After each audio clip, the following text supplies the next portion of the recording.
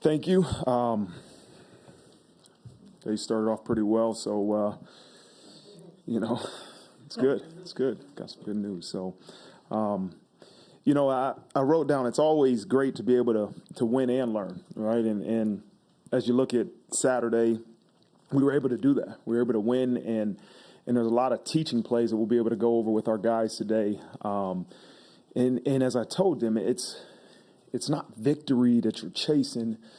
It's continuously trying to reach your full potential. And that's what we have to continue to understand is, like, what do we have to do to continue to reach our full potential as a group?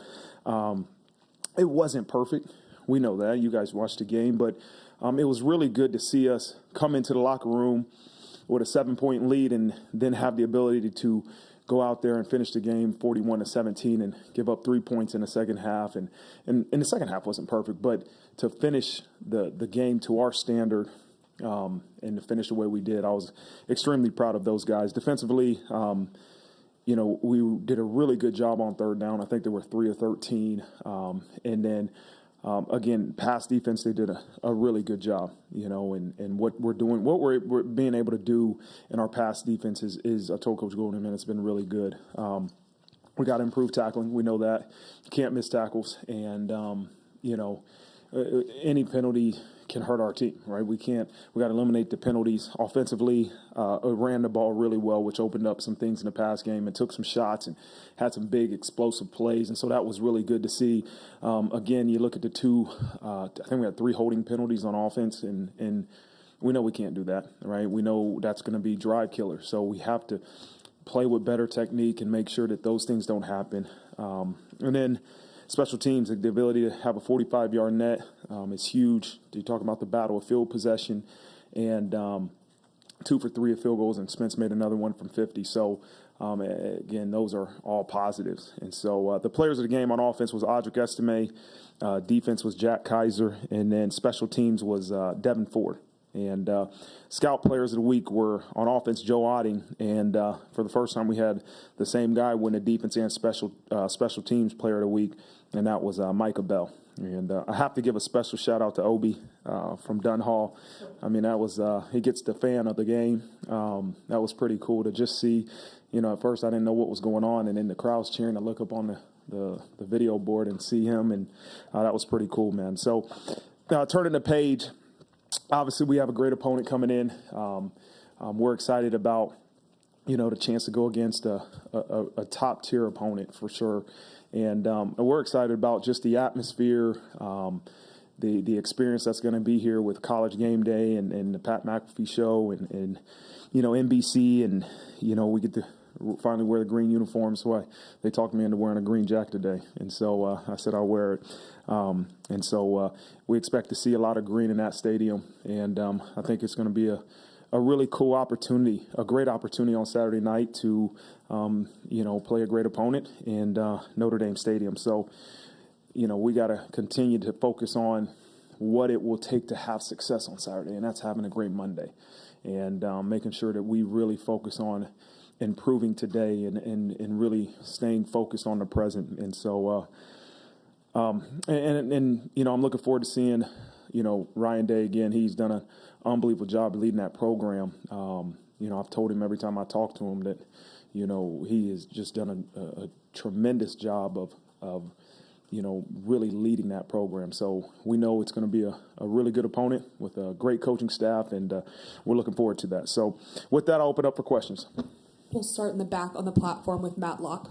Hey, Coach. The last time you played Ohio State, it was your head coaching debut, your return to the Horseshoe, primetime, entire offseason of hype. How much different is it for you this time around, considering you had 4 games that you had to focus on before you even thought about Ohio State? Yeah, I think there's a lot of different factors that go into the differences, but experience, right? You have a year under your belt. It's not the first game of the year. You've been able to develop an identity as a program with these first 4 games. And so it's a lot different than what it was last year, being the first game of, that season for me and the first game of the year. And with your good news that you got, how did you find out? I think most of us saw the tweet from him. Did you get a FaceTime? Did you have to wait for everybody else? Yeah.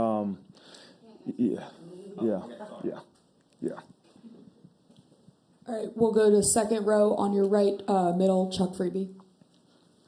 I do not have a good news question. I have a bad news question, and that is the tackling and the penalties. What do you do this week to improve in those areas? You mentioned a focus on technique. What kind of practice drills or what kinds of things do you do as a coaching staff to change that? I think we've worked tremendous on tackling, and there's an element of safety that you can't tackle live in practice. You can do drills, and we'll do drills. The reality is we missed, I think, 3 tackles on the one drive that they scored a touchdown. Really, for the rest of the game, they did a good job. I think we had 1 or 2 missed tackles after that, but the 3 missed tackles on the one drive that leads to a touchdown is what you can't have, and they're good too, right? You're going to miss tackles. That's part of the game of football, but you have to continue to show them how to improve at that and really work on it in practice, right, without going live. And then as far as the penalties, right, again, as I said after the game, is it a selfish penalty or is it a fundamental penalty, right? And Riley's penalty can't happen. He's got to be smart. And he is. He knew right after he did it he was smart enough. But, Josh Burnham, he's turning and running to the ball. He was like, Coach, I was just turning and running the ball, and I didn't know that was the quarterback. I just hit whoever I saw, and I'm running to the ball. The holdings on offense those are fundamentals that we got to keep working. We have bad technique that can lead to a penalty, and so we just have to continue to keep working on the fundamentals and playing with good technique, and that should eliminate some of those penalties. And with all of his experience, Sam has never played in a game with this kind of hype. How do you guide him through this week, since at least you've coached in a couple of them? You guys are going to spend some time with him, but I think in his mind he has played in games like this. He's played in some big games at Wake Forest, and this moment won't be too big for Sam. He year 6 for him. I have a lot of confidence that he'll be well prepared, and the moment won't be too big for him at all. Down in front on the right, John Bryce. Hey, Marcus, you spoke Saturday about the drift, and that's sort of a continuing theme for you over the course of this season. And you talked about keeping the players locked in. What about for you personally and maybe the coaches? How do you guys embrace not falling to the drift? Yeah, I think it's the same thing for you and for everybody else in this room. It's human element to think about the future, think about the past, right? That's what's natural, right? But that doesn't help you do your job. It doesn't help me do my job, right? It helps me prepare as you look at the future and what we have upcoming. But in order to make sure you accomplish a task, you're most prepared for whatever you have upcoming, you got to stay in the moment. And you have to prepare and win these moments. Because if you're not present, then you're wasting time. If you're mentally not here, you're physically not here, right? And so that's a challenge for every individual in our program. I think that's a great challenge for everybody in life, is that do not think too far into the past and too far into the future, because you have to make sure you take care of what's going on right now.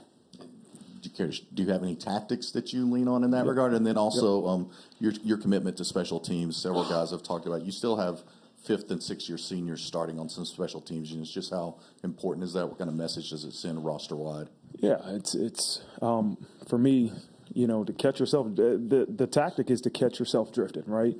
And when you're not in the present, if you can catch yourself not in the moment and get yourself refocused, that's the most important thing. And that's what I try to do.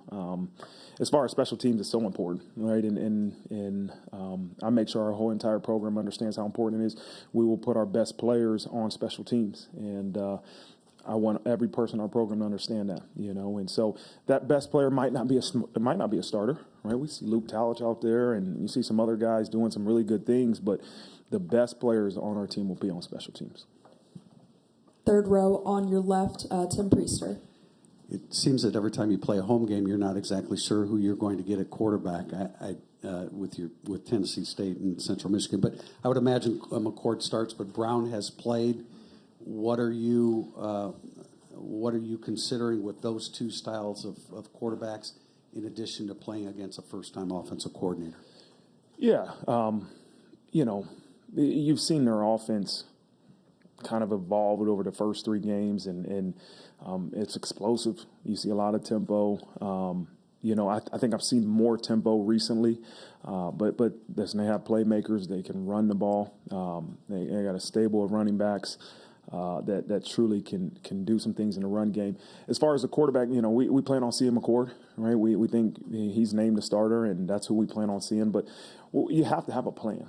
You have to have a plan for anybody you might see. Same thing that happened last Saturday. So, I still think their offense is very similar no matter who's at quarterback. And so we'll have a plan for both guys, but it's really not going to change based off who's in the game. Is it similar no matter who the coordinator is? Yeah, I think, I'm sure Coach Day is extremely involved with their offense, and Hartline's done a great job. And so, again, they find ways to be innovative, right? You can look at as far back as since Ryan Day's been at Ohio State till now, it's a very innovative offense that will find different ways to get their playmakers the ball. And to me, it all starts with the run game, right? They want to run the ball. And very similar mindset that I have, right, is the ability to run the ball will create openings in the pass game, and that's what I've seen on film. Everybody hears a lot of great things about their defensive end, number 44. Could you describe him and just the defensive line in general at Ohio State on a yearly basis? It's impressive. They got guys, and it's deep, and they rotate a lot of guys in there. And so 44 is an impressive football player. He's big, he's powerful, explosive, all those big words that you like to say about your D lineman. He's got a lot of those traits, but they got a bunch of guys that are really disruptive. So we have to be good up front. We got to make sure we're good at the line of scrimmage. Front row, far right, Eric Hansen. Hey, Coach, I'm going to ask you about Injuries? Injury status, and I'll go through them one at a time. How's that? Okay, J.D. Bertrand with the concussion. He'll be back. Okay, Mitchell Evans. He's a little behind J.D., but I expect him back by Saturday. D.J. Brown. He'll be back. Eli Reardon. No, not yet.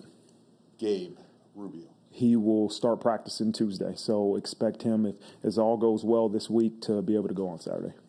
Okay, and then I also, from the Ohio State game the first time, not from the hype standpoint, but from your cornerback standpoint, that was a really interesting from where they were in that game to where they are now. What do you think that they got from that experience, especially Ben Morrison and Mickey and those guys? And I also wondered if there's room on the D-line rotation for Obi. Shoot, there might be a place for him because he provides a lot of energy, for sure. But, you look back to that game and the playmakers Ohio State has at wideout, a lot of them are back, and so that was a way for our guys in the first game of the year to measure themselves versus some of the best in the country. And so to where they are now, they've continued to grow and get better and better because of experience, because of the opportunity to continue to practice and to continue to build skill. And that's something that we have to continue to do, and it will never stop. Front row on your left, Jack Sobel. Marcus, everyone talks about Harrison and Ibuka. What makes those two in combination so hard to defend? They're good players, man. You just got to turn on the film. Harrison's body type, skill set. He's fast. He can go up and get the ball. He's a great route runner. Great hands. Well coached. Hartline's done a great job of developing that wideout room. Year after year they got first rounders, and Buke's the same way. He's again a playmaker, more utilizing the slot, dangerous returner. So I go on and on, man. Those guys are good football players. And then up front, you said after the Central Michigan game, you need to watch the film to kind of evaluate the pass rush. What did you see there, and how important is it going to be to get pressure with the front four this weekend? Yeah, it's listen. I knew somebody was going to ask me about it. Sacks. Everybody keeps talking about sacks. I told Coach Golden, man, we're number one in the country in pass efficiency defense. And so that's the stat I'm worried about. I'm not worried about sacks. The pressure that we're getting is great. Sacks will come. And I don't want our players overly concerned about sacks because that's an truly individual stat. That really doesn't matter. I want to be number one in pass efficiency defense. I don't know who's number one in sacks, but I want to be number one in pass efficiency defense. That's a great stat. And so they've been working. They've been doing really well. And, sacks are a result of a lot of different things, but I was really happy with the way our defense performed in the pass game. To limit that offense to what we did, it was really, really good. Pleased to see. Staying in the front row on your right, Pete Sampson. The game last year defensively, you guys did a good job playing sort of top down, but some of that also factored into how slow you played offensively. So it's interesting, does the complementary part of that change a little bit? But also, what can you take away from the defensive success last year that may still apply? Yeah, I thought Coach Golden and the defensive staff had a great game plan last year, and really did a good job of executing it. For the first game of the year, trying to figure out who we were defensively. And part of that, the mindset going in that game was try to control the ball as long as we could, right? Limit their offensive possessions. And again, it's still got to be complementary football as we go into this Saturday, but I don't want to play not to lose, right? I don't want to play that way. I want our guys to be aggressive and our guys to be attacking. And so we will play complementary football, but our objective isn't just to hold the ball and huddle every single play, kind of what my mindset probably was last year. You weren't here for the Georgia game in 2017, certainly not for the Nebraska game in 2000, but you were here for Cincinnati when there was a lot of red in the stadium. How much does that actually matter? You see it probably pregame, not at all in-game, but just in terms of the optics of it, what it says sort of about the program. Yeah, we want to see a lot of green in here. That's the cool thing about Saturday is we got green jerseys, and I don't know if they're calling it a green out, but we want to see a lot of green, and I think our players notice it and appreciate that, especially pregame, as you just said. We want to make sure there's as many Notre Dame fans as we can, and I think they're doing some cool things for the fan experience. And so I encourage our fans, man, make sure that you guys are here and let's get as much green in this stadium as we can. Down in front on the left, Tyler Horka. Marcus, kind of want to dive into more of what Pete was asking, but specifically from the offensive perspective. You kind of just admitted that we want to take the ball away from Ohio State. How much different is that this year, you wanting the ball in your own offense's hands, and is that A, obviously Sam Hartman, but B, what else goes into that where you think that you can go out and just play your game and win this game?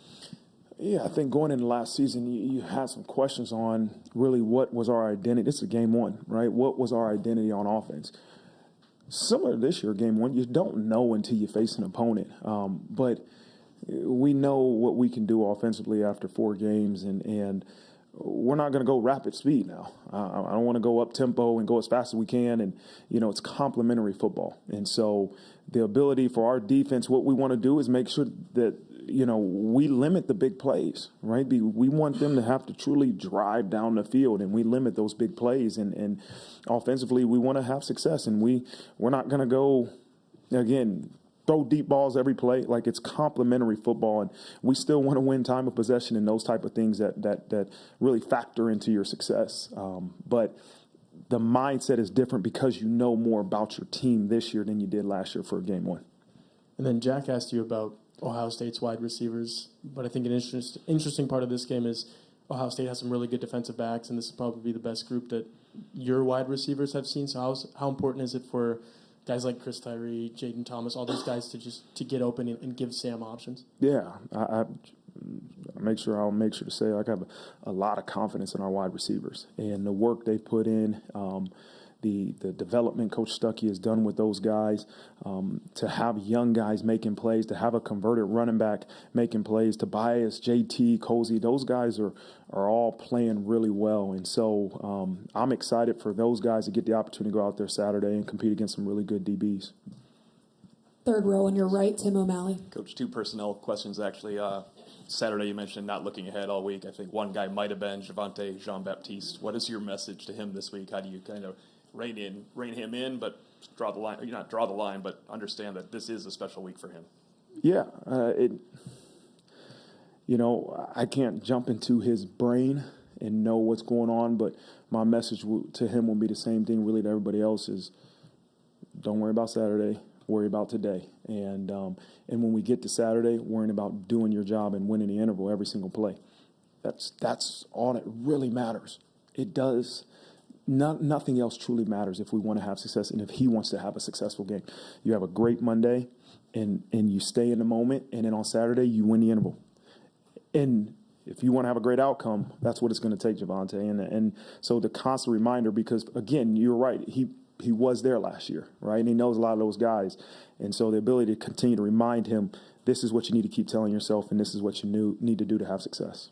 And Jason Onye certainly made the most of his snaps on Saturday. Where have you seen his growth, and how does he help you most now, and can it be in a larger sample size? Yeah, we said that after the game. Actually, yesterday after watching film, this was the best I've seen Jason Onye play in an actual football game, and he's earning more reps, and we'll play him more because he's doing some really good things on the football field. Third row on your left, Doug Lesmerises. How you doing, Doug? Hey, Marcus. In this game last year, Tyler Buckner was making his first start for you guys, and C.J. Stroud was back as a year two starter for Ohio State. Now you have Sam with all this experience, and Kyle McCord is just in game two as the fully named starter for Ohio State. Just in general, how much do you think quarterback experience, right, in a talent matchup like this, in a big game like this, how much do you think that factors in? Yeah, I'll speak on our guy. Like, he's played in big games and big moments, and again, I think his mindset, the ability to go out there and have the right mindset for him to have success, right? And that's what I'm most excited for is the experience he has. He knows, Sam Hartman knows this is about him going out there and going through his checklist and executing the things he needs to go through to have success. When you haven't done that, I'm sure it's a lot difficult. It's a lot more difficult. And so, obviously I feel great having a quarterback that's had some of that big game experience and just college football experience that Sam has had. And just with the talent and the experience on your offensive line, just with what you guys want to do offensively, whether it's play action, deep shots, or just the way you guys run the ball, just what does it do for you maybe when you have such belief in your offensive line the way you guys seem to clearly have? Yeah, I think it does a lot because you have a strong belief that those guys, you can run the ball behind our offensive line. And as I've said, if we want to have success on offense, you have to be able to run the ball. And I know Sam has done a great job at throwing the ball around, but it's still created off of being able to run the ball and protect the quarterback, right? We're going to have to protect the quarterback this week. And it's a great challenge for our guys, but the first thing I might have said in my opening press conference is that we're going to be an O-line, D-line driven program. And our O-line has really done a tremendous job of really playing at a high standard. We'll go to the back, excuse me, with the camera's far right, Matt Freeman. Marcus, Chris Tyree was recruited to Notre Dame to make big plays. He's doing that at receiver now. What have you seen from his development to allow him to find that consistency? Yeah, a lot of work. He works at it. He works tirelessly at it. And when you change positions from a position you've done probably your entire life, I don't know if he played wide receiver in high school, you have to put the work in. And that's what you've seen him do. And, it's great to see him make that big catch on Saturday. We'll go back to your left, second row, Sean Stiers. Hey, Marcus. After the game the other night, you referenced not quite reaching your full potential yet through 4 games. So you go into a game like this, obviously the stakes are a lot bigger. So what gives you the confidence that your team can reach the full potential against the best opponent you've seen to date? What gives me the confidence? I hope the week of practice will give me that confidence, and really focusing on doing my job and being clear on my assignment and then going out there and doing it Saturday. I use that term, reach your full potential, because I'm trying to make sure our program, myself, are not outcome driven, right? And you all evaluate us on our outcomes. That's what you're supposed to do. But us worrying about that does not help us have success. And so if we continue to focus on our only job is reach our full potential, how do we do that? As we continue to win the interval. How do we win the interval? We stay in the moment. We win the day. We practice with intentionality. That's what I want our focus to be, is micro focused on today, this moment, being present, having a great practice, to getting to Saturday, I know exactly what I'm doing. I know why I'm doing. I know how I'm doing it, so I can play with velocity. And then at the end of the game, we say, did we reach our full potential? Did we reach our full potential? The outcome is the outcome, right? But I don't want them to be outcome driven, because if you walk off the field 41-17, you feel really good. But if you really evaluate the film, you say, oh man, there's a lot of room to get better. And that's what I want our whole program, the mindset, to be. Mm-hmm. Thank you, Coach. Thanks, guys. Thank you. Appreciate it, guys.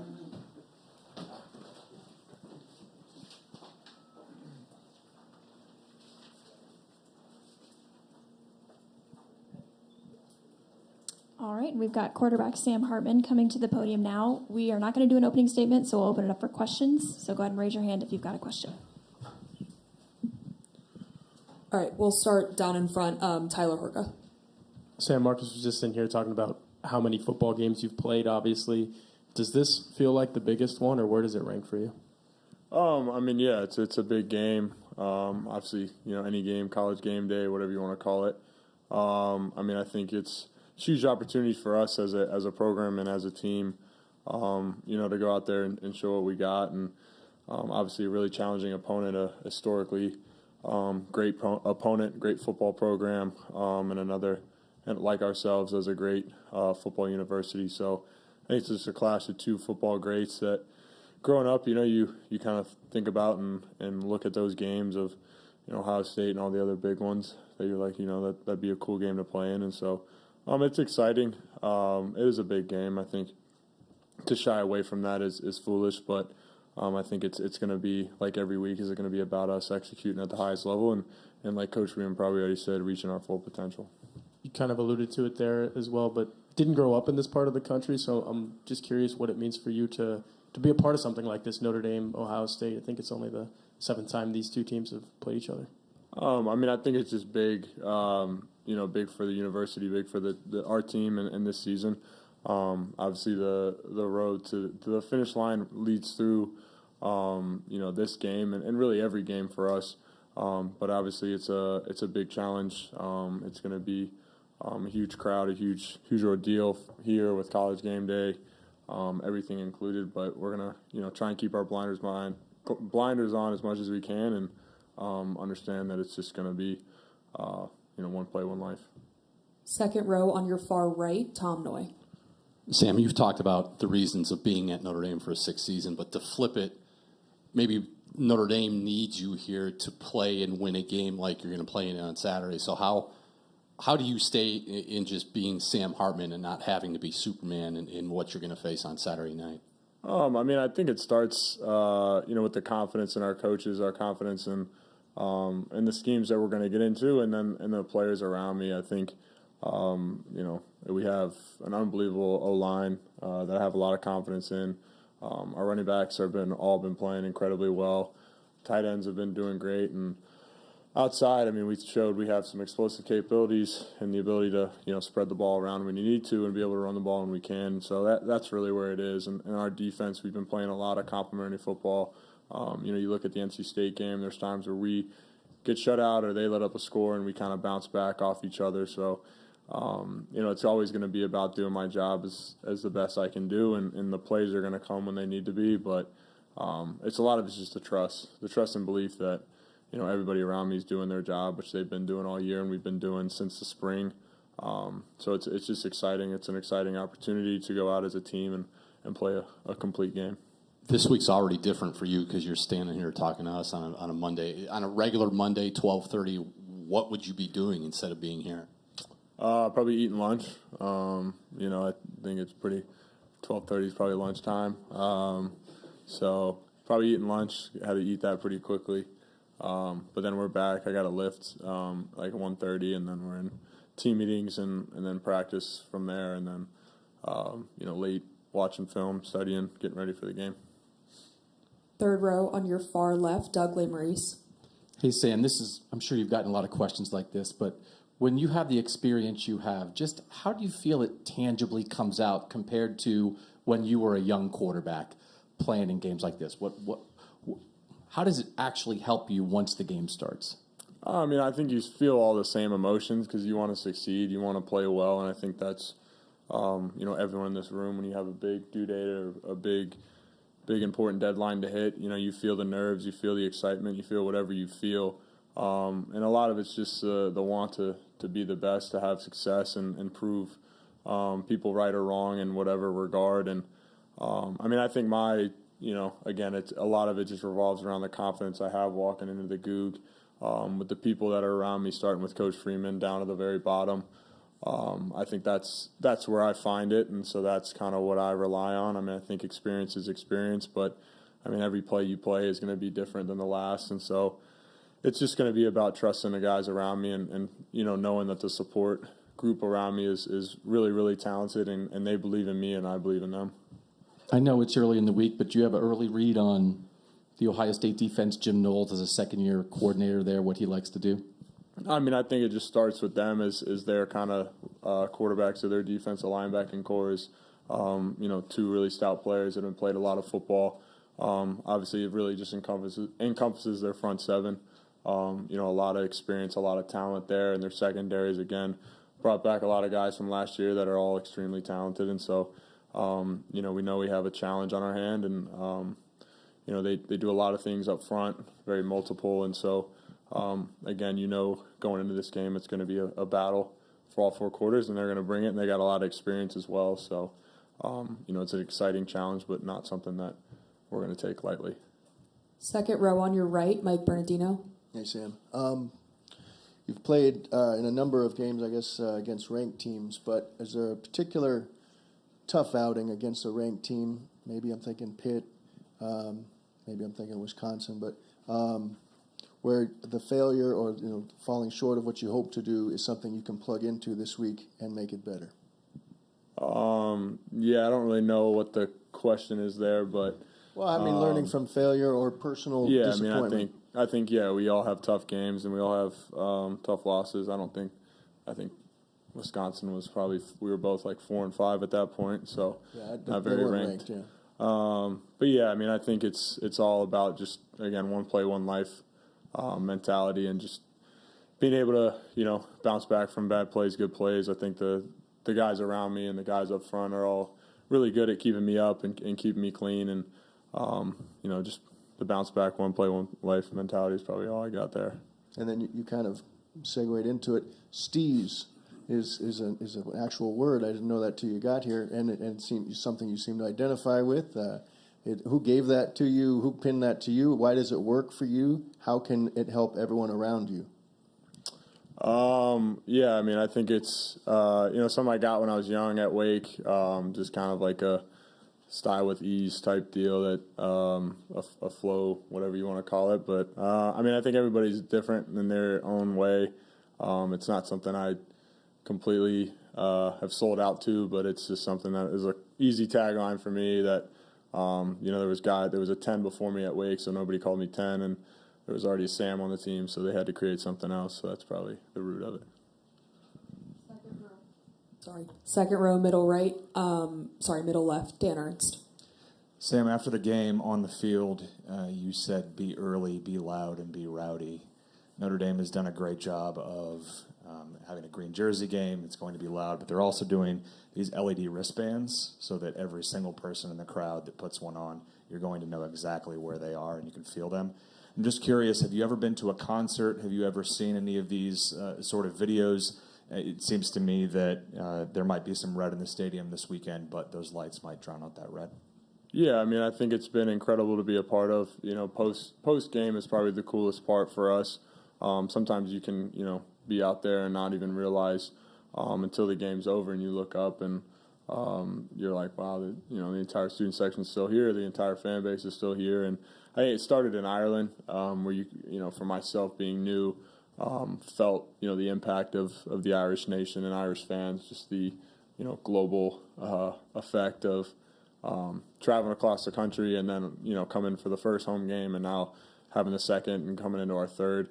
We know that was 2 of 6 was yesterday, and this will be 3 of 6, and so we're really excited and really appreciative of the support that we have and the support that we receive. We know it takes money to get here. It takes money to come up and travel. It's not easy to get in the stadium. It's not easy leaving the stadium. So the support is incredible, and definitely excited to see, what it's all about at a night game. Haven't been to one of those. So Down in front on your right, John Bryce.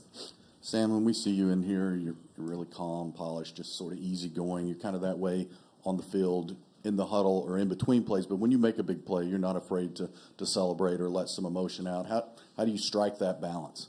I think it's a combination of a lot of things. I think the celebration is just kind of that, the realization that those moments don't happen too often.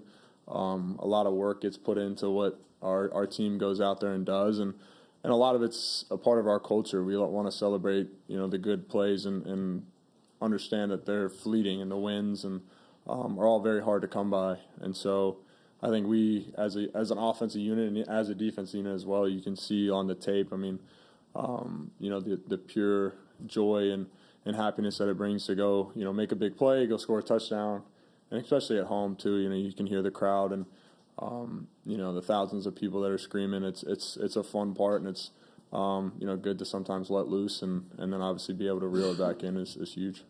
And did it take you a while in your playing career to sort of allow yourself to embrace those moments? And then what allowed you to develop that early confidence that you referenced with Marcus Freeman and the other people in the Goog? I think it's probably more is just the ebbs and flows of it and being able to handle the ups and downs. And then with Coach Freeman, I think you see the day in and day out of him and kind of how he looks and can be perceived. But I think his number one thing is just his consistency every single day. Like, I know every time I see Coach Freeman what I'm going to get, and that's huge. In this day and age, it's very hard to know what's real and what's fake.